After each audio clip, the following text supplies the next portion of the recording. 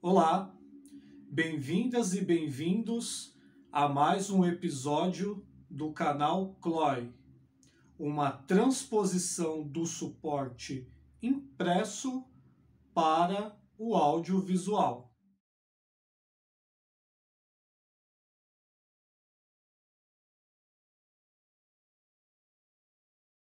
O nosso convidado de hoje é o poeta Andítias Soares de Moura.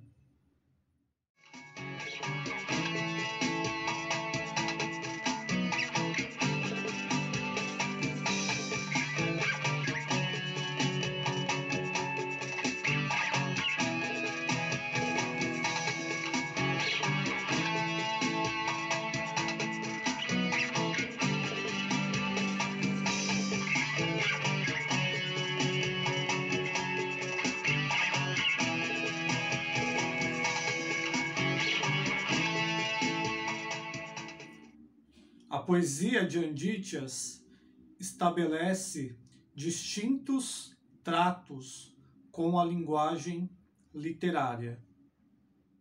Percebe-se em sua erudição que sua dicção conversa com saberes amplos. Textos cheios de voos que desabrocham sob influências clássicas e que dialogam com o mundo contemporâneo.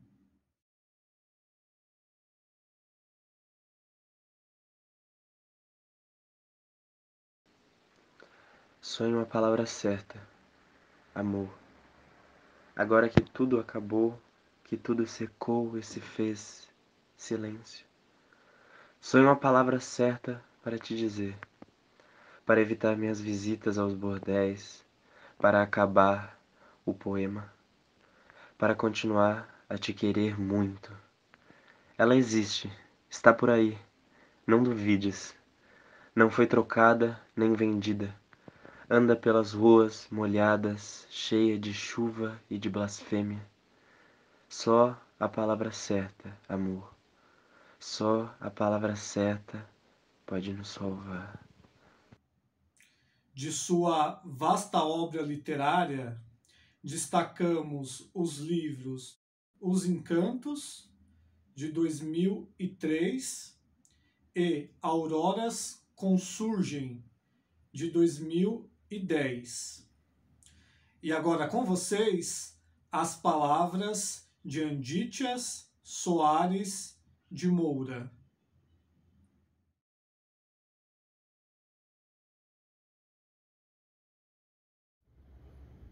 Andítias Soares de Moura, Costa Matos, sou eu, né? É o nome que os meus pais me deram.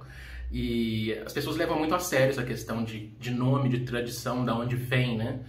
Eu prefiro pensar que todos nós, 8 bilhões de seres humanos, somos uma manifestação de uma força impessoal chamada vida, né? E cada um de nós se constrói especificamente dentro dessa possibilidade, dessas potencialidades.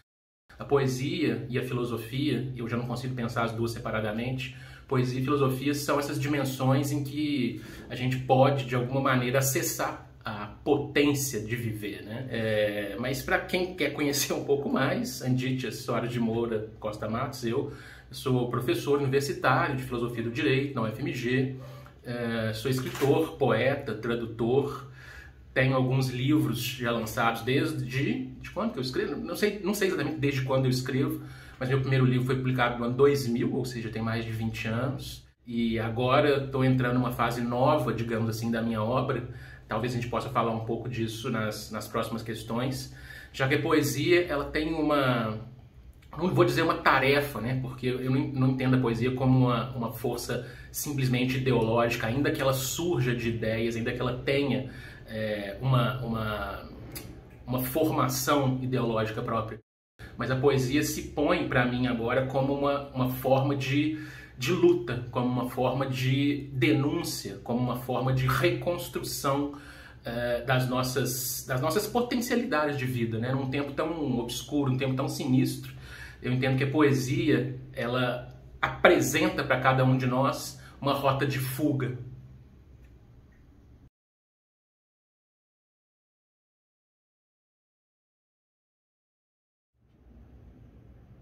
Essa pergunta certamente vem da leitura do meu livro Auroras Como Surgem, né? Você me disse que leu.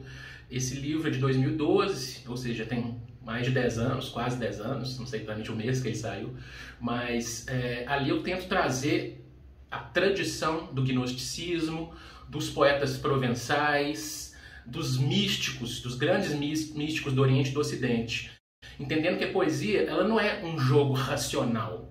A poesia ela é essa dimensão que se põe entre o que não pode ser dito e o que está para além do dito, né? Aquém e além da linguagem.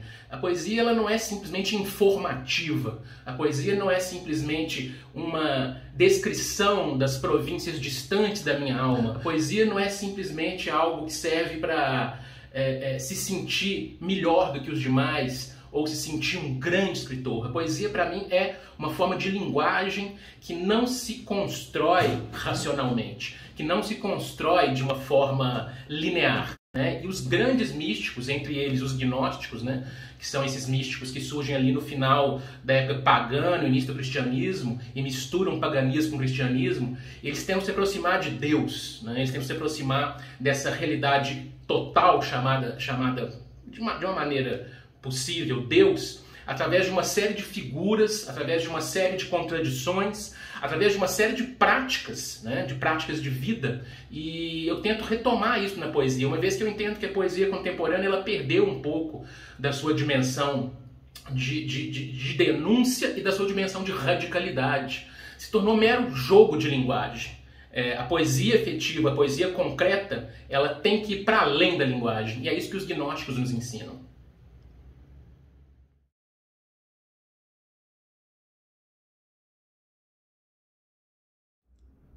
Tanto a poesia quanto a filosofia são formas de linguagem que se opõem à linguagem comum no sentido que seja uma linguagem meramente informativa, né?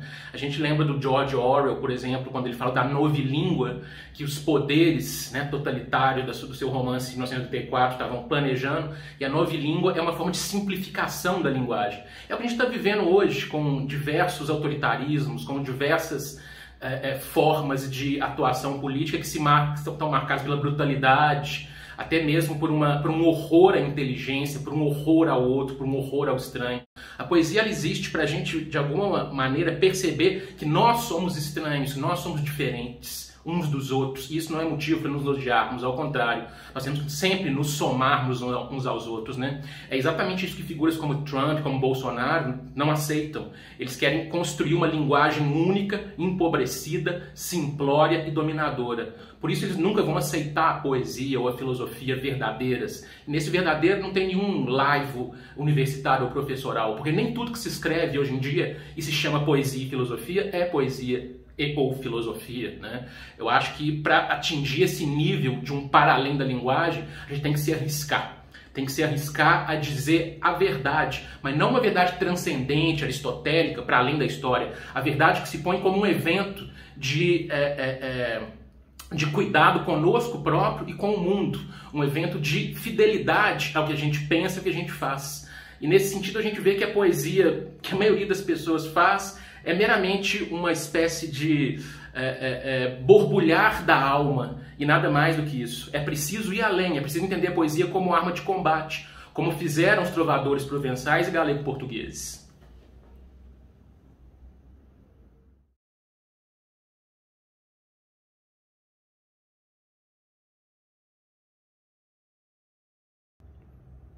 Eu acho um pouco engraçada essa questão, porque ela envolve, na realidade, um preconceito. Muitos críticos, muitos colegas, muitos amigos dizem que minha poesia é uma poesia clássica, uma poesia erudita, porque eu dialogo com os poetas latinos, Ovídio, Virgílio e muitos outros, dialogo com os provençais, e dialogo fundamentalmente com os poetas galaico-portugueses que conformaram a nossa tradição poética, né? A nossa língua portuguesa, a língua irmã, que é a língua galega, com as suas cantigas de amigo, as suas cantigas de amor e principalmente as cantigas de escárnio e maldizer, no qual eles detonam, né, o poder, detonam os poderosos, a corrupção, né, os canalhas que desde sempre existiram. Não existe, na minha visão, uma evolução na poesia. A gente está falando dos mesmos assuntos, a gente está falando das mesmas realidades. Claro que eu posso ter um estilo diferente, eu não posso escrever hoje, no século XXI, como um poeta galego-português escrevia no século XII ou no século XIII. Mas nós estamos dizendo as mesmas coisas, porque esses problemas eles são universais. Eu acho que é fundamental nós termos condição de discutir, dialogar com a nossa tradição, né? A maioria dos poetas pensa que inventou a roda, pensa que pode escrever a partir de um nada, mas toda linguagem e o para além da linguagem, que é a poesia, só pode ser construído num movimento de séculos, né, de milênios, em que não há propriamente uma evolução, mas há uma comunhão, há um acesso a uma dimensão do humano, que é essa dimensão propriamente poética, essa dimensão filosófica, essa dimensão de um pensamento que não se curva diante do poder, que não se curva diante de uma realidade dada e que pode, assim, denunciar esse poder e, ao mesmo tempo, abrir a possibilidade de vivências da beleza, da contradição e do indeterminado que somos todos nós.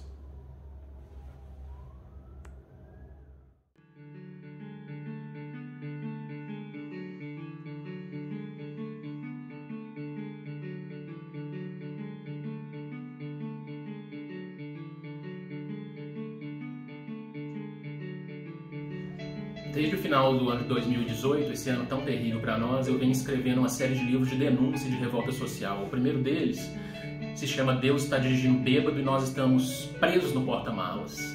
O segundo se chama Poemas para a Noite dos Mortos-Vivos e o terceiro é esse que eu tenho em mãos aqui. Se chama Poemas Póstumos, Fantasias para Rapazes e Moças durante o Genocídio. Dele eu vou ler um poema chamado A Verdade. Os poetas políticos estão sempre nas feiras.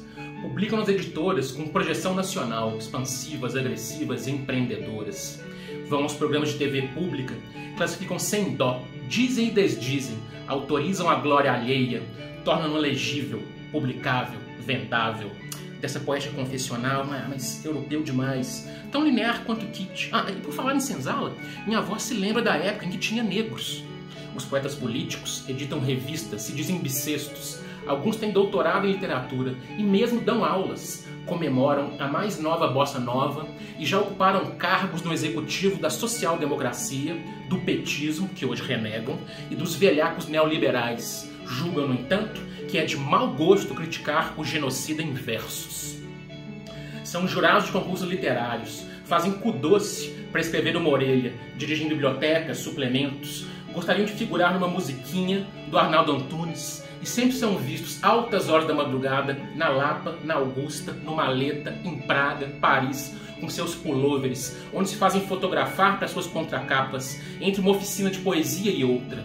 Se julgam muito bons, grandes craques das poéticas do terceiro mundo, propõem brindes inclusive. Mas a verdade é que só são julgados bons graças à política. Poesia, um detalhe menor.